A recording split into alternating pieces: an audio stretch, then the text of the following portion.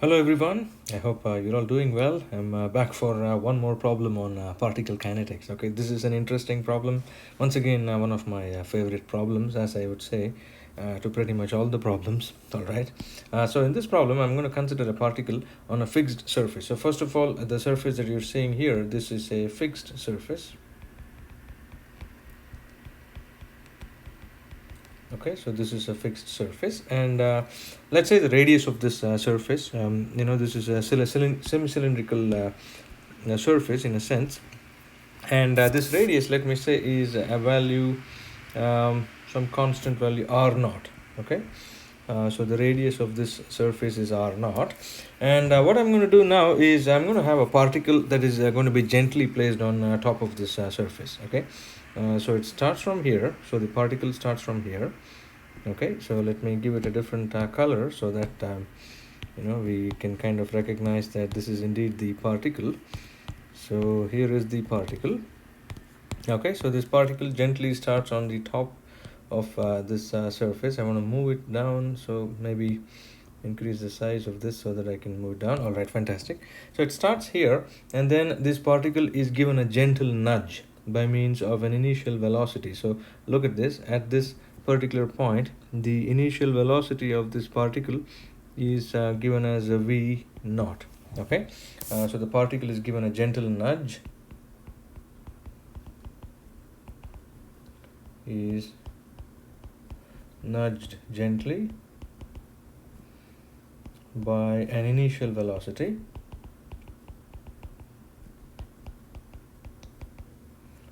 initial velocity of v naught is equal to 0.5 radians per meters per second. Okay, so 0.5 meters per second. Okay, so that's the important thing here. So this means that the particle has a certain initial condition imparted to it by means of this initial velocity. And what do we expect this particle to do?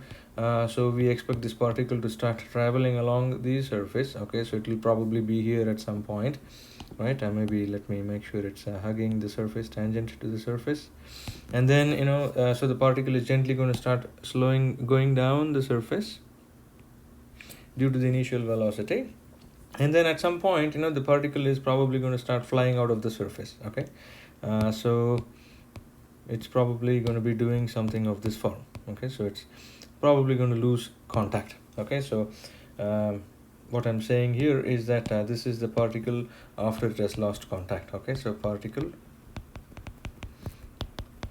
loses contact. Okay, so the particle travels along the fixed surface. Particle travels along the surface, fixed surface, and at some point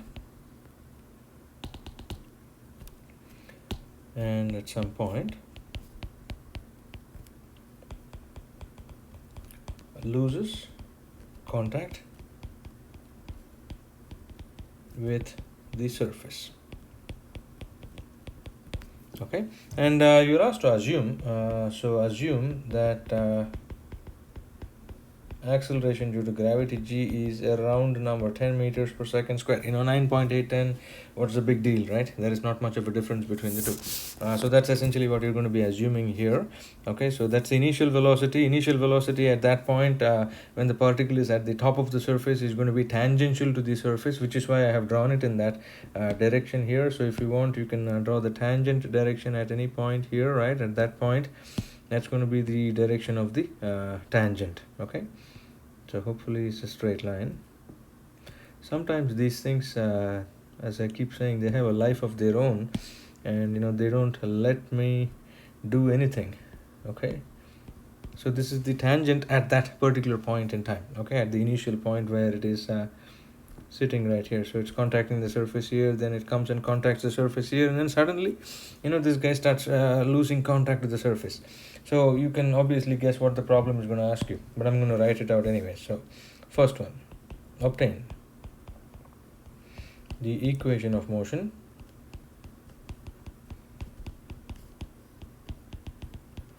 of the particle of mass m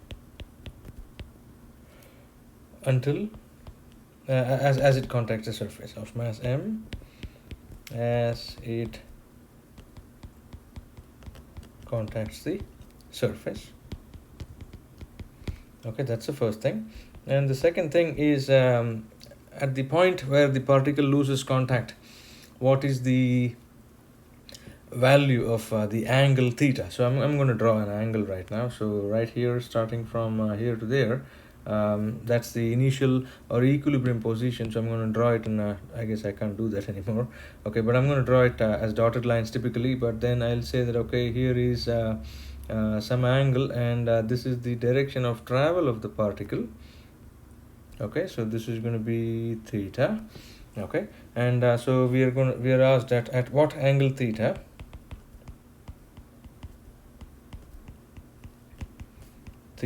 will the particle lose contact with the surface. Okay, so this is essentially the problem, and for me, I want to copy this problem. I think I have already copied this problem, or let me check and see if the fixed surface is there. It's not there, so then I take my words back. All right, so I'm going to copy this thing here so that I can draw it again. So this theta, as you have seen here, this is at some point in time t, so I'm going to say this is at some time t. Okay, and this is the next position as the particle is losing contact, and then after that it just becomes a free falling body traveling under the action of gravity. It becomes in a sense a projectile. Okay, so in that sense it becomes a projectile. We're going to do one more interesting problem later, where we make use of these ideas again. Okay, after it loses contact, what does it do? Okay, so that's what we're going to be doing. So at what angle will the particle lose contact? What is the equation of motion? Okay, so fundamental ideas which we have probably seen the idea of equation of motion in one of my previous lectures. Okay, so I'm not going to dwell too much on that. So I'm going to bring back my problem here. So my solution.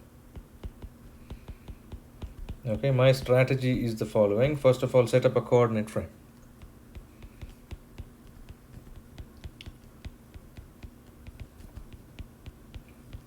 To analyze motion of the particle.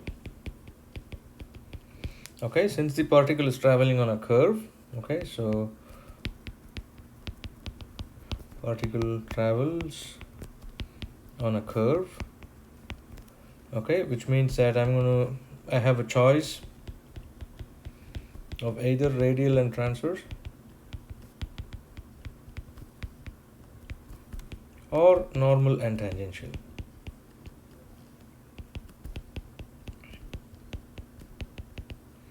Okay, so we can use either of them, and what I'm going to do is this. In a previous problem I solved, I used radial transverse, so I'm going to choose normal tangential. Okay, so I'm going to choosing normal tangential. Okay, all right, so with that being said, I'm going to redraw this figure once again from here. I'm going to clean this up a little bit. Okay, so I'm going to get rid of some of these things, hopefully.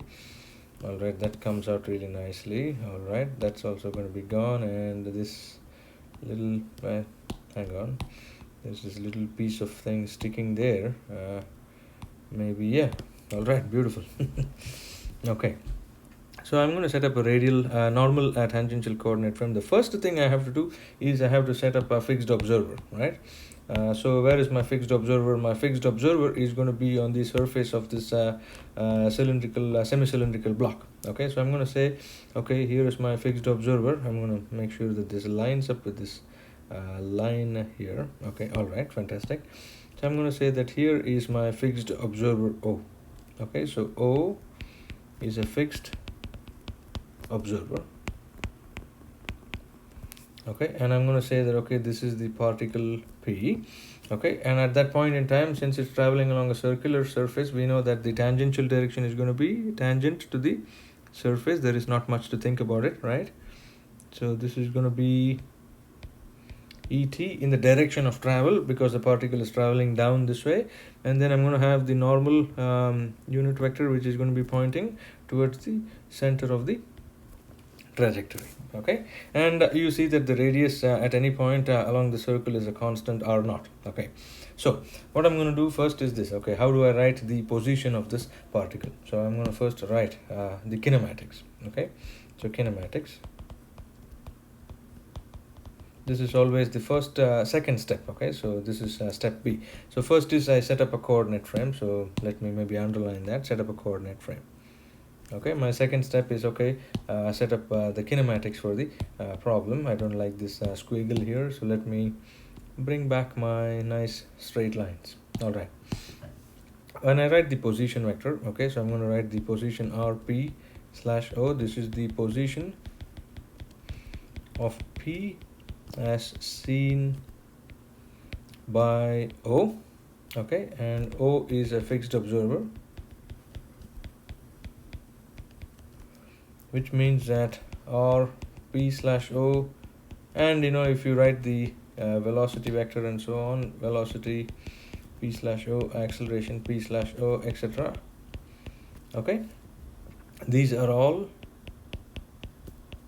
absolute quantities, since they are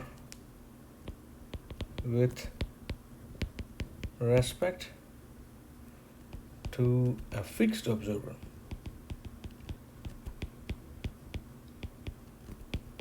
Okay, that is very, very important. Okay, this is as seen by a fixed observer. If you have an observer who is moving, and we're going to be looking at such problems as well, in coming days and so on.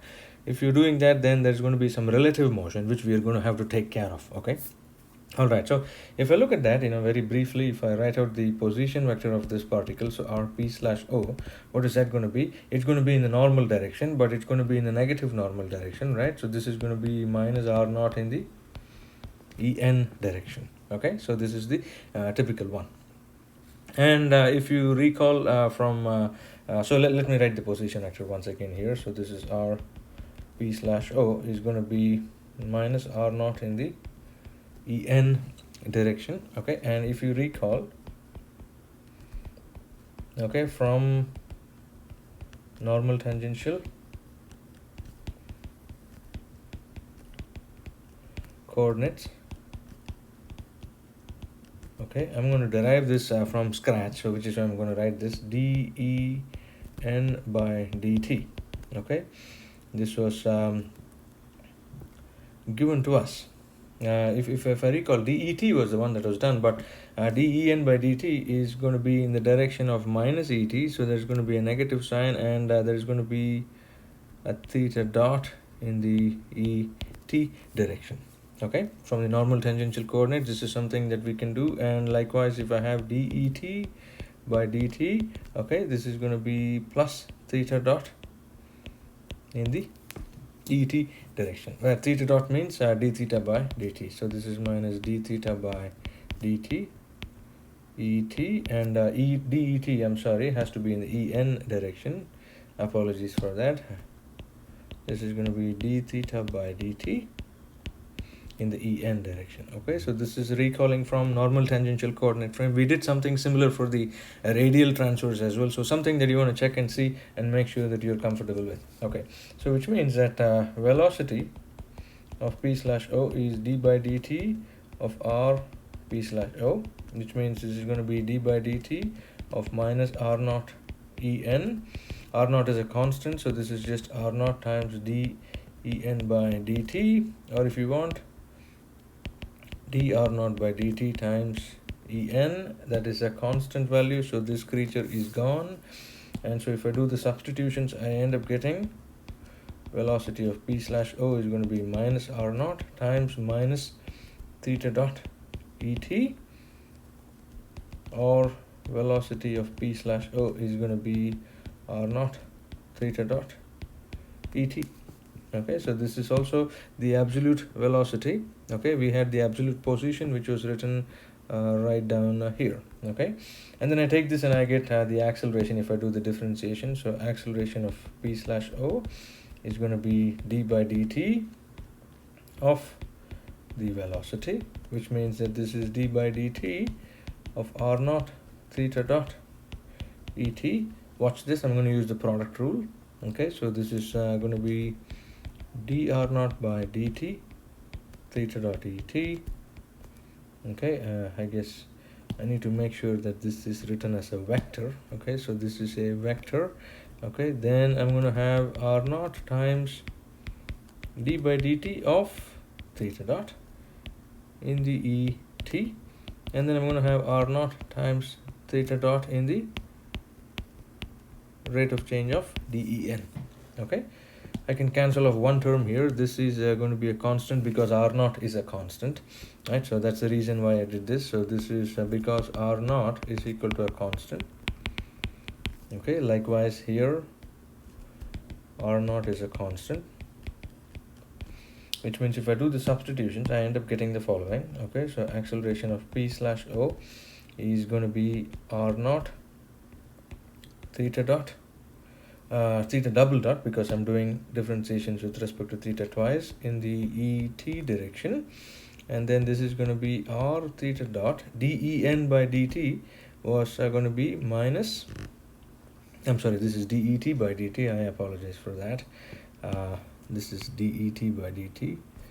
I haven't had my breakfast yet, so probably that is the reason why things are haywire. Okay, this is det by dt, and this is going to be theta dot, maybe I shouldn't do that, rewriting on my own work. Okay, this is going to be theta dot in the en direction. Okay, which tells me that acceleration of p slash o is r naught theta double dot et plus r naught theta dot square en.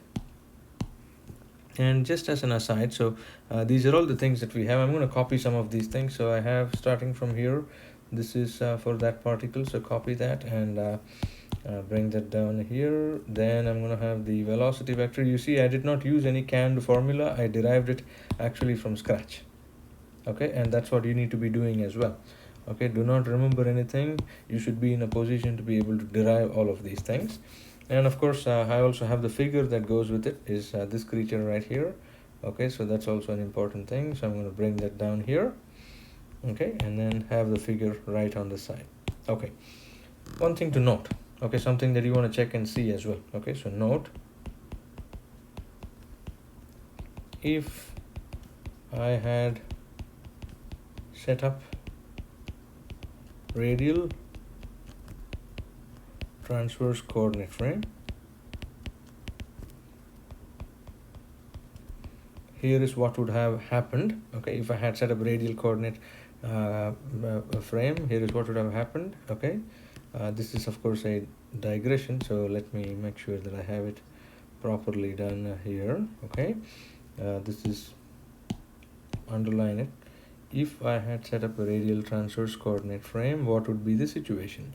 Okay, so normal tangential is here, my particle p is sitting here. So if I set up the radial transverse, then what's going to happen is that this direction opposite to the normal direction would have been my radial direction, and my transverse direction would have been in the direction of increasing theta, which would be the same as the et direction. Let me scoot that and write that here. So then my transverse direction would have been along the same as et.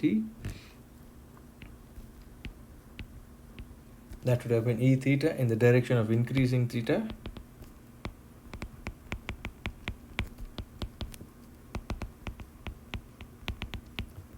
Increasing theta. As you can see, theta is increasing starting from the vertical where it was 0 to all the way here.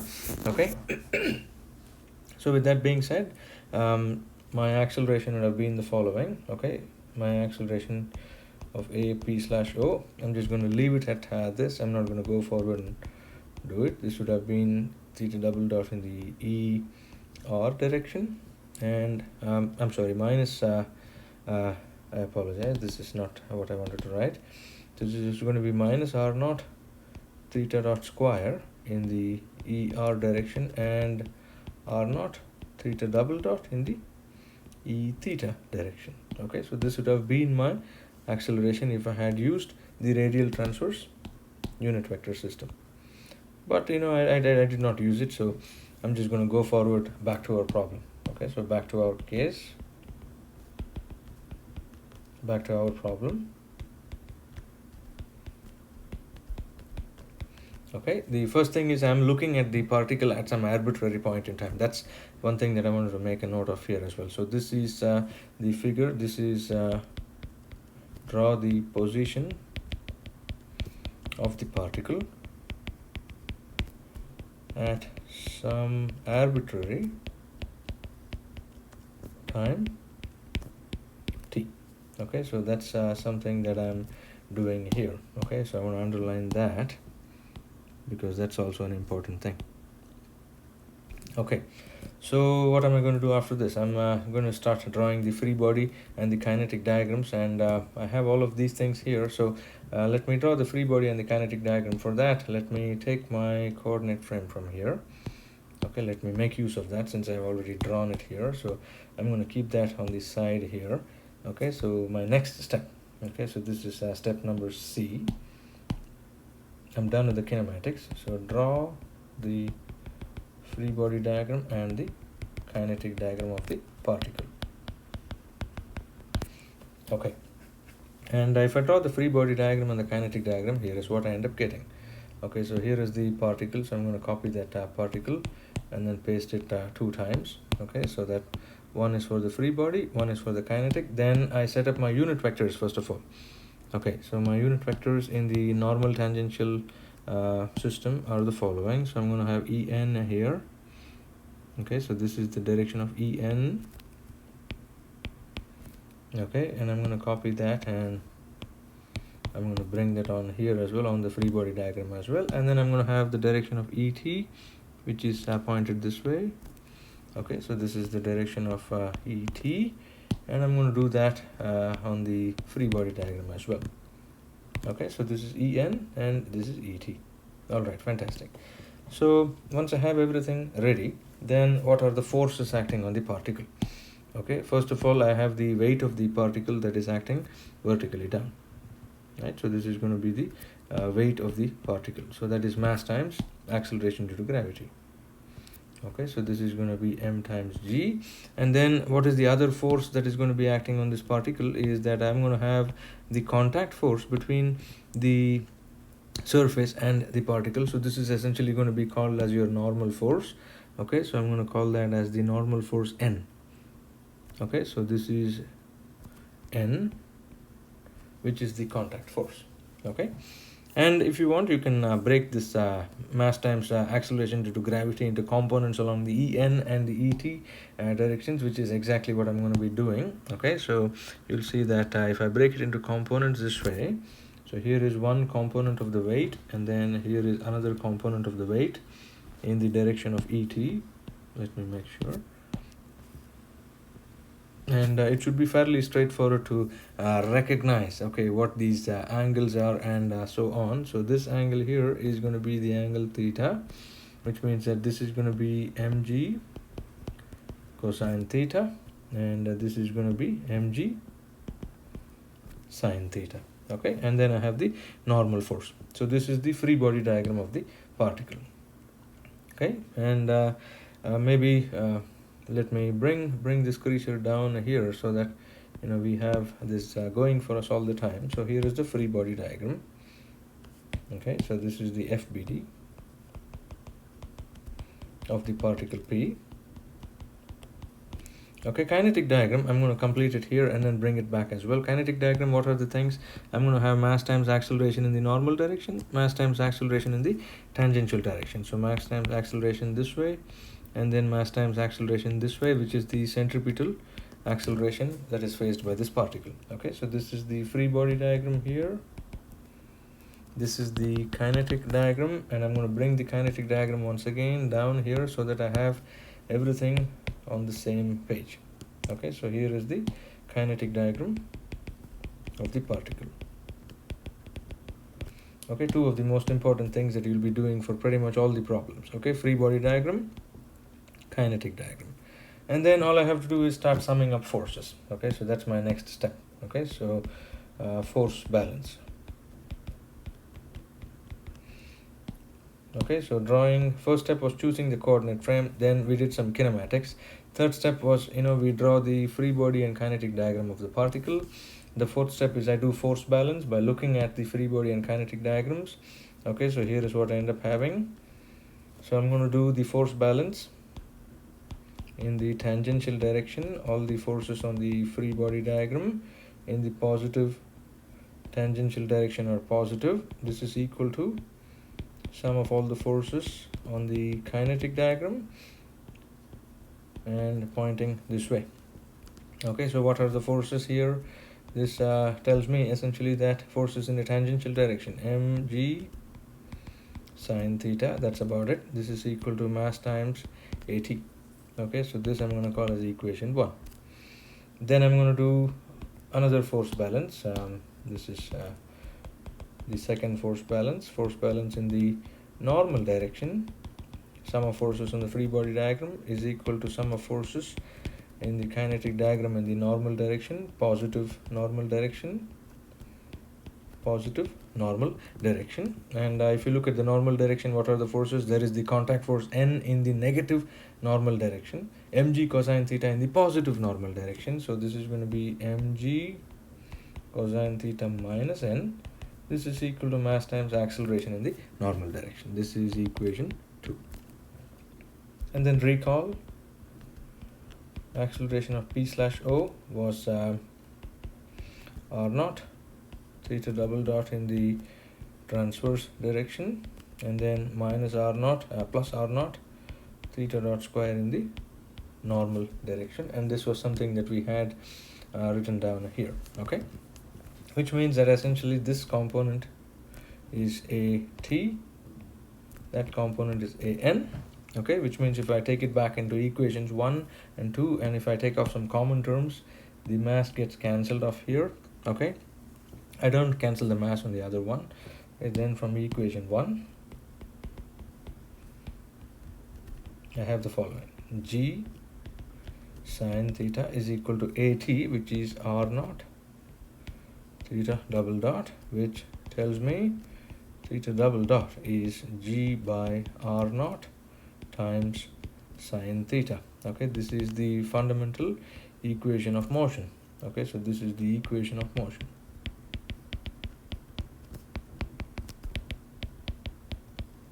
Why is this the equation of motion? Okay, so I'm going to write that down here. Okay, so this is the I'm sorry, I wanted to put a curly brace there and an under brace. So this is the equation of motion because it is a second order ODE in terms of the degree of freedom of the particle. Okay, and that's something that I wanted to mention back here. Okay, when I go back here, when I first started drawing the figure here, right?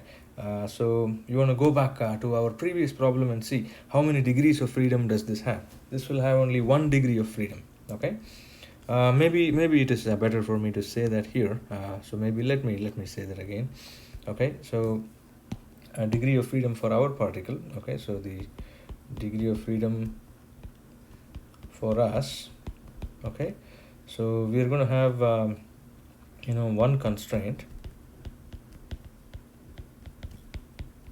only, that is the particle is on the surface. Okay, particle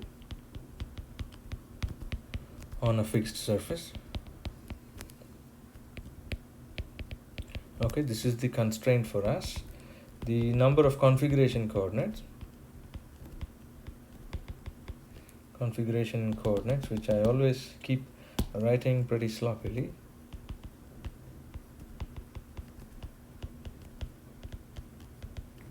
Okay, this is typically two position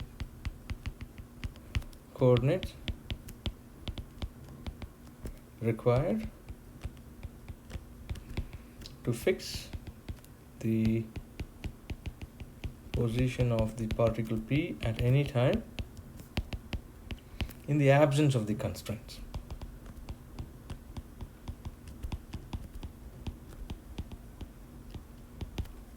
And I hope you understand that there is only one constraint because of the fact that the particle is on a fixed surface and it is forced to travel on this fixed surface until it loses contact, okay? Which means that the number of degrees of freedom for us is going to be 2 minus 1, which is equal to 1, and we choose theta of t as our degree of freedom. And the reasoning for this, please go back to my previous problem where I looked at a simple pendulum. This is also in a sense a pendulum system. It's an inverted pendulum essentially, if you think of it that way. Okay, so you can think of this problem as an inverted pendulum. So think of this problem as an inverted pendulum.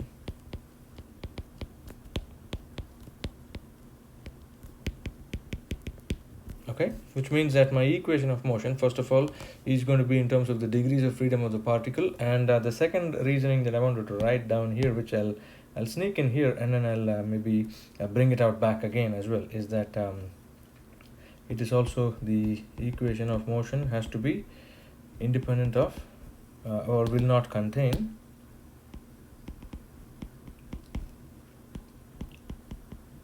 the constraint terms. What are the constraint terms? The normal force, typically for us here. Okay, so we have equation of motion for us is theta double dot is equal to g by r naught sine theta. Okay, and this is, look at this, this is a second order ordinary differential equation, and the second thing is does not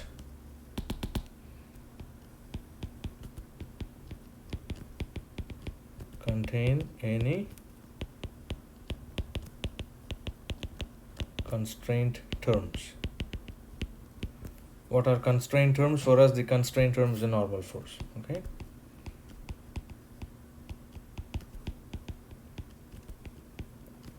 for us this is the normal force of contact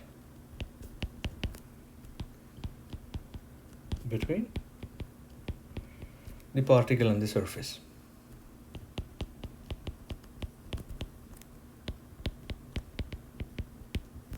Alright, so this is great news. We have the equation of motion. So finally, what do I have? I can see that equations 1 and equation 2 were what I had. Okay, so this is the equation of motion that I have. I'm going to bring back equation 2 again. Okay, so in summary, we have, let me go back to my normal color.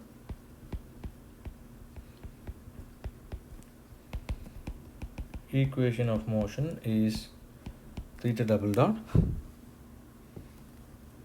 is equal to g by r naught sine theta, and then the constraint equation when particle is contacting the surface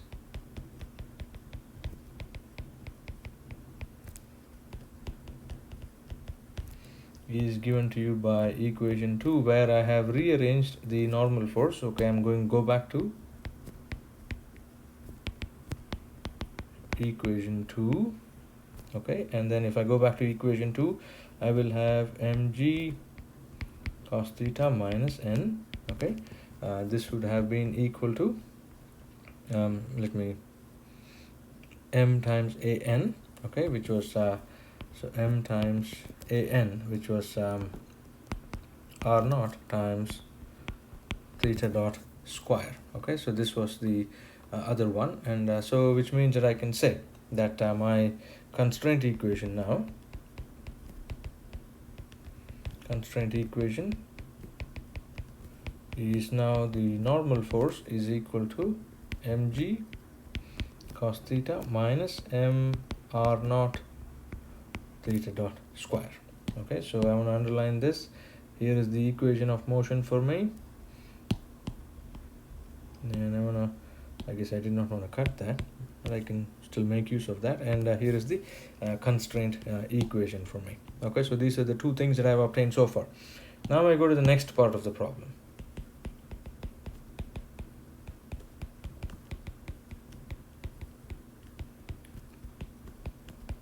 Okay, particle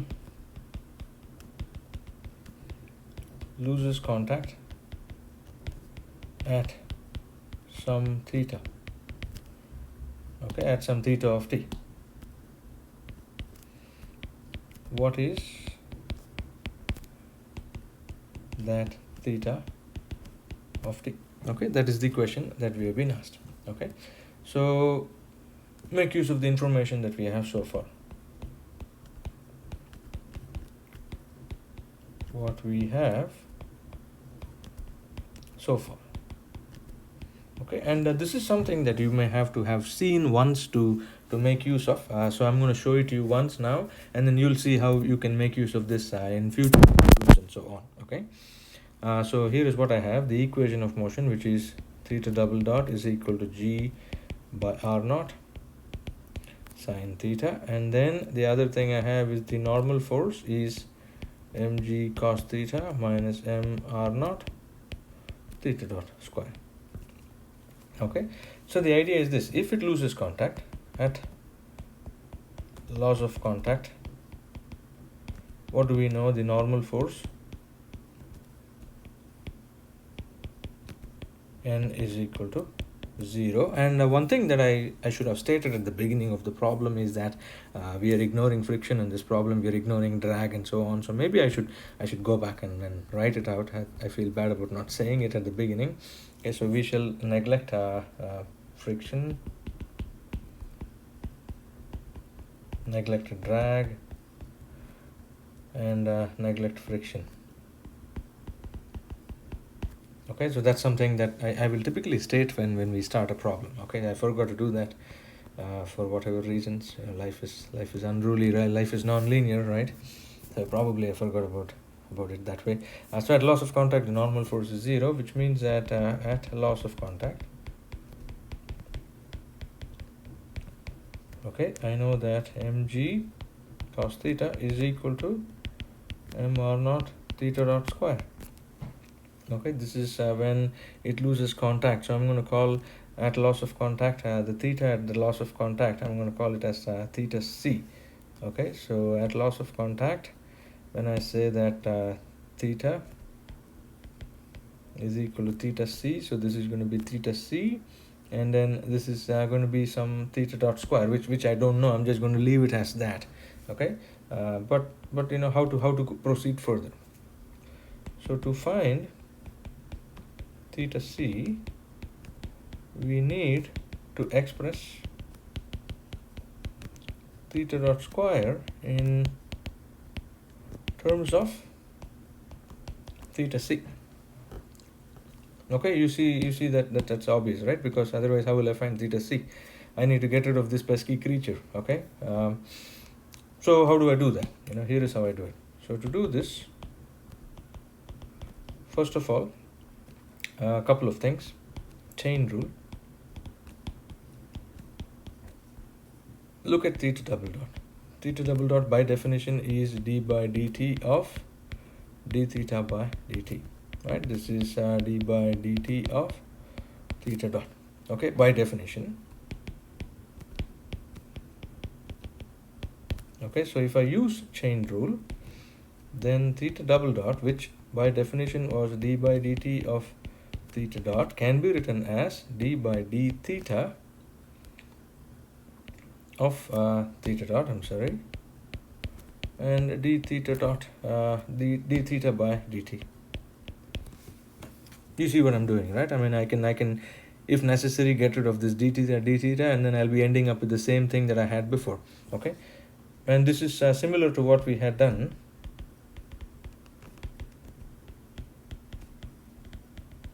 obtaining A is equal to V dV by dS earlier in the semester. Okay, so which essentially tells me that theta double dot and you see this d theta by dt is just a theta dot. So this is d theta dot by d theta times theta dot, okay? Or I can say this as theta dot d theta dot by d theta, okay? This is something that you want to remember. So I'll put a box around it. I don't put a box around things unless I want you to really remember those things, okay? So remember how to get this from chain rule. Okay, so I have theta double dot this way. Then I go back to my equation of motion.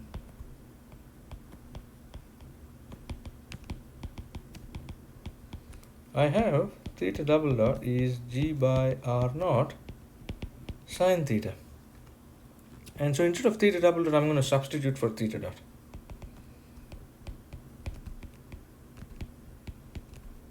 Is equal to e theta dot by d theta from the chain rule.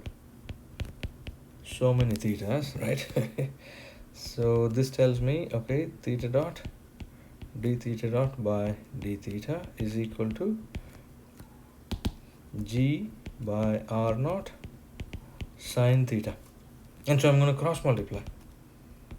Theta dot d theta dot is equal to some constant g by r naught sine theta d theta.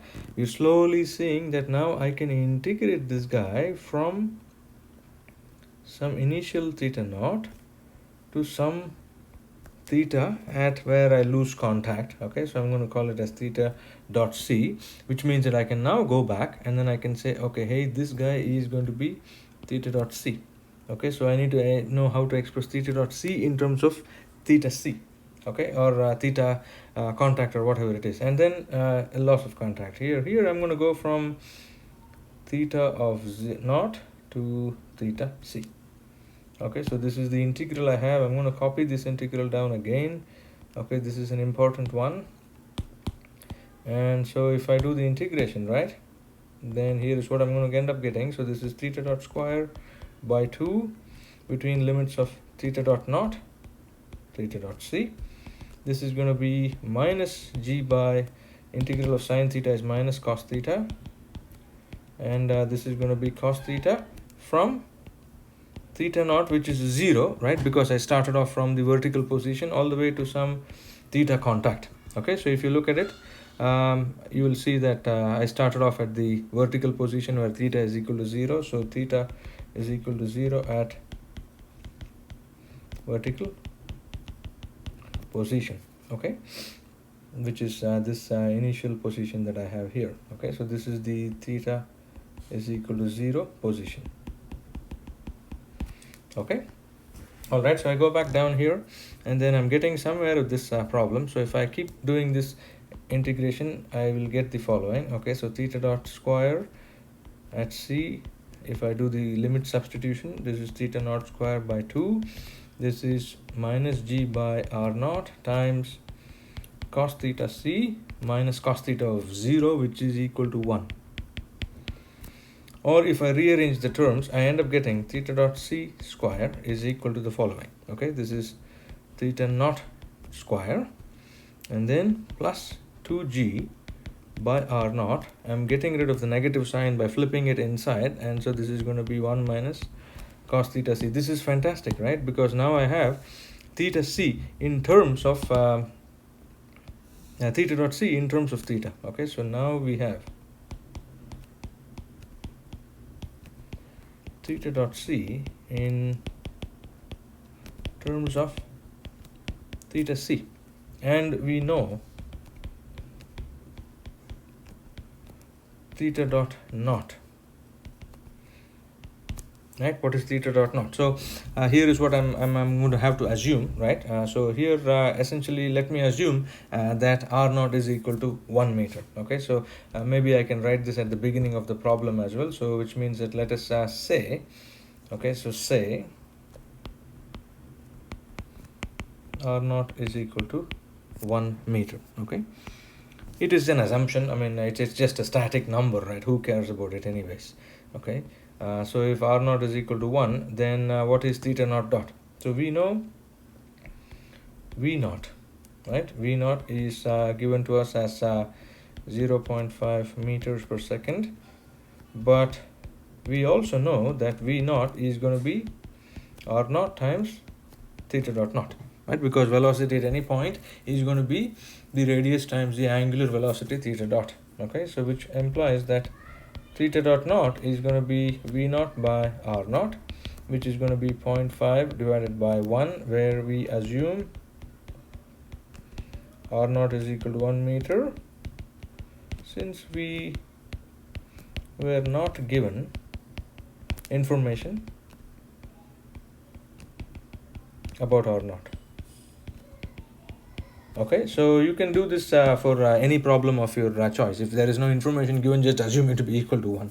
Okay, so this is fantastic, which means that I have theta dot c square is equal to, first of all, theta dot naught square plus 2g by r naught, which is equal to 1. I'm going to do the substitutions. 1 minus cos theta c. So this is going to be theta dot c square is equal to 0.5 square plus 2 times 10 divided by 1 minus cos theta c.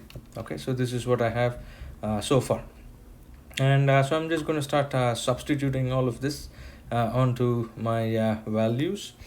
Okay, so, and we also had from earlier, okay, this is from here, okay, which I had written down. Okay, so let me maybe put a box or maybe put an underline on this equation here as well. Okay, so we had mg cos theta c is equal to m r naught theta dot c square. We had mg cos theta c is equal to m r naught theta dot c square. Of course, I can cancel off the m terms. Okay, so then I'm going to start substituting. So this means that g cos theta c is equal to r naught theta dot c square, which is going to be equal to, and r naught is equal to 1. Okay, so if I say r naught is equal to 1 meter, then I don't even need this creature here, so I can just say that is 1 times I'm going to have theta dot c square, which is 0.5 square plus 2 times 1, 10 is 1, 20, I'm sorry, times 1 minus cos theta c. Okay, so this is what I have, and the g is equal to 10, right? So I have 10 cos theta c is equal to 1 times 0.5 square, so I'm just going to write it as 0.5 square, okay, plus 20 minus 20 cos theta c. Or if I rearrange the terms, bring the 20 onto this side, I have 30 cos theta c is equal to 20 plus 0.5 square. Okay, and then if I substitute and solve, cos theta c is 20 plus 0.5 square, all of it divided by 30, which means that theta c is going to be 47.5 degrees once you calculate the numbers, which means that when theta is equal to theta c is equal to 47.5 degrees, the particle loses contact with the surface. All right, so this was the last thing that we wanted to find out, and I want to very briefly go over the summary of what we have done. Okay, so very quickly I'm going to start off from the beginning. So we have the particle initially sitting at the top. It's given a gentle nudge, so it's going to travel down the fixed surface. At some point, at a particular angle, it's going to lose contact with the fixed surface. Our aim is, okay, find the equation of motion and then find what angle the particle will lose contact. To do this, we set up a coordinate frame. Choices are radial transverse or normal tangential. I choose the normal tangential because I did a previous problem using radial transverse. Go through the process that I have listed here, do the basic kinematics, derivations if necessary, and then I will see that, okay, I get the acceleration, velocity, and position in the following manner. If I had chosen radial transverse, I would have been obtaining the acceleration in the following form. Then draw the free body diagram, the kinetic diagram. Once you draw this, you go back and you say, okay, I'm going to do the force balance. force balance in a tangential direction, that gives me one equation.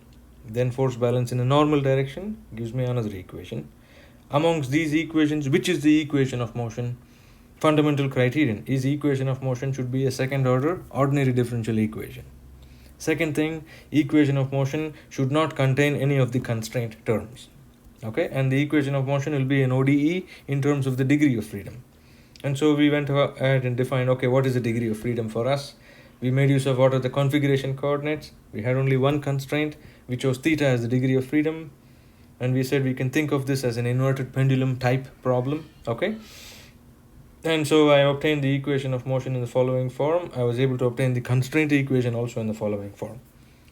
Last part of the problem, we need to find out, okay, at what angle does it lose contact? Fundamental idea is when it loses contact, the normal force is 0. So the angle where it loses contact is going to be obtained from this particular equation right here. But then I see the problem is that to find that loss of contact, I need to find what theta dot c is, right? So to do that, I have to make use of the chain rule. This is very, very important. Please understand how to do the chain rule. And then I go back to my equation of motion and I make use of my results from the chain rule. Go ahead, perform integrations as I have shown here. And then you'll be able to obtain theta dot c in terms of theta c and theta naught dot, which we know. And then once you have that, you just have to substitute it into the other equation that you had from earlier. Okay, this is from earlier in the problem. Okay, so go back a few pages up. Okay, so a few pages up.